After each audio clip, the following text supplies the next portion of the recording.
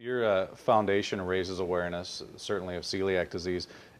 Is one of the bigger hurdles that you face just getting people to talk about it? You mentioned some of the symptoms, and when you talk about bowel issues and things like that, a lot of people don't want to talk about that stuff. Yeah, Is that one of the hurdles that you face? You're right. Well, we face two hurdles. One hurdle is that people don't want to talk about all those symptoms. So, I have people saying, even my father at one point in time said, "You got on public television and said you had diarrhea?" And I'm like, "Well, that's the number one symptom, Dad. If I don't talk about it, So people don't want to talk about it. And, and the other thing was, how I actually got involved in this was I was volunteering to run a support group. And there were about 250